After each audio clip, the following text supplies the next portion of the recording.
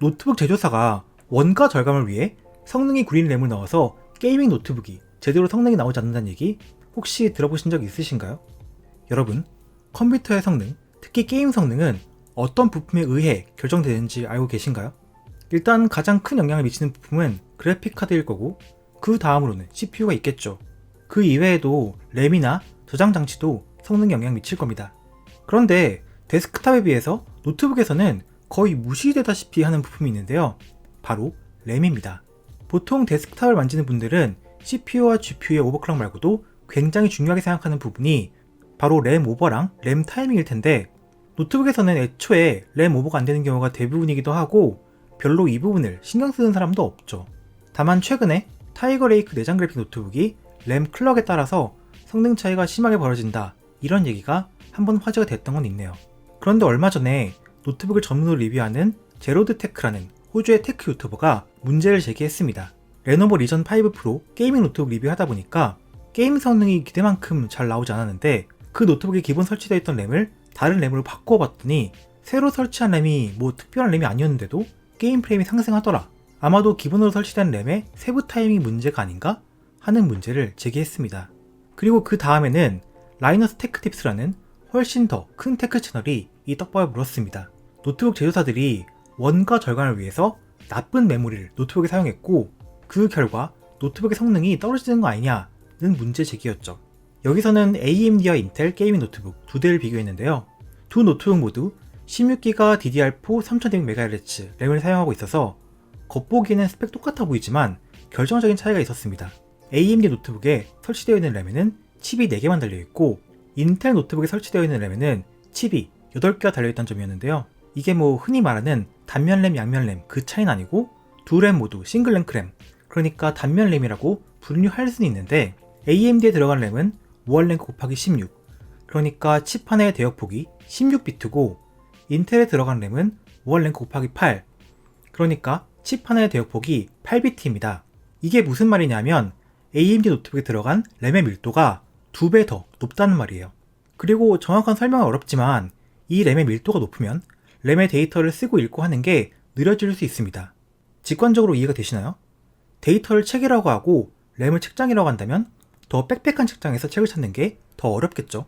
뭐 그건 그렇다 치고 그래서 이 램 밀도가 뭐 얼마나 큰 영향 미치냐, 두 노트북의 램을 서로 바꾼 것만으로 AMD RX 6800M 노트북의 게임 프레임은 10% 이상 오르고 인텔 플러스 RTX 3080 노트북의 게임 프레임은 10% 가까이 떨어졌습니다. 그러니까 꽤나 큰 영향을 끼칠 수 있단 말이죠. 느린 램 타이밍 때문에 CPU 병목 현상이 나타나 버렸다, 이렇게 요약할 수 있을 것 같아요. 그리고 제 구독자분들 중에서는 이런 해외 유튜브 영상까지도 다 체크하시는 훌륭한 분들이 많기 때문에 제 리전 7 게이밍 성능 영상 댓글에 세잔 CPU를 사용한 리전 7이 타이거 레이크 CPU를 사용한 GP66보다 게임 성능이 떨어지는 건 메모리 때문일 수도 있겠다 라는 의견을 많이 주셨어요. 그런데 원래는 제가 그것까지 테스트할 생각이 없었어서 리전 7을 중고로 처분해버렸다가 너무 신경 쓰여 참을 수가 없어 제가 중고로 리전 7을 판매한 구매자분께 다시 연락을 해서 잠깐만 테스트해볼 수 있겠냐고 물어보는 촌글을 벌였습니다. 구매자분께서는 흔쾌히 허락해 주셨어요. 알고 보니까 제 채널 구독자시더라고요. 여튼 모 커피숍에서 만나서 카페에서 노트북을 분해하고 램을 업그레이드하고 게임을 테스트하는 정신나간 짓을 같이 진행했습니다. 리전 7에 기본적으로 설치되어 있는 램은 이전에 확인했습니다. 삼성 16기가 DDR4 3200MHz 램 2개가 곱해 있었고 싱글랭크 곱하기 8, 칩 1개의 대역폭이 8비트인 단면 램이니까 메모리 칩의 총 개수는 8개입니다.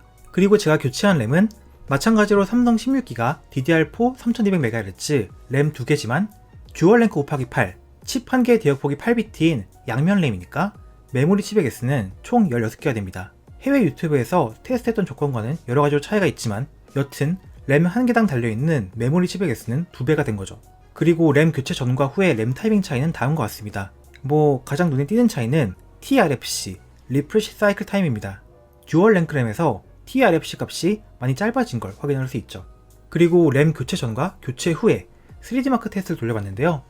먼저 파이어 스트라이크는 램 교체 전과 후 그래픽 점수 차이는 거의 없었지만 피직스 점수가 600점가량 오른 걸 확인할 수 있었고 타임스파에서는 그래픽 점수 차이는 마찬가지로 없었지만 CPU 점수가 9200에서 1400으로 무려 1200점이나 상승한 모습을 확인할 수 있었습니다. 램 교체 덕분에 CPU 성능면에서 상승이 있었다고 볼 수 있겠습니다. 그럼 실제 게임에서는 어떨까요? 사실 많은 게임은 테스트해보지 못했고 배틀그라운드, GTA5, 에이펙스 레전드 3게임에서는 테스트해봤는데 QHD 플러스 네이티브 해상도에서 램 교체 전과 후 게임의 프레임 변화는 다음과 같았습니다. 사실 기대와는 좀 다르게 GTA5나 에이펙스 레전드에서는 게임 프레임의 차이가 거의 없었고 배그에서 살짝 더 오른 정도였어요. 시간적, 공간적으로 제한이 있어 더 이상 테스트를 못 해본 게 좀 아쉽긴 합니다.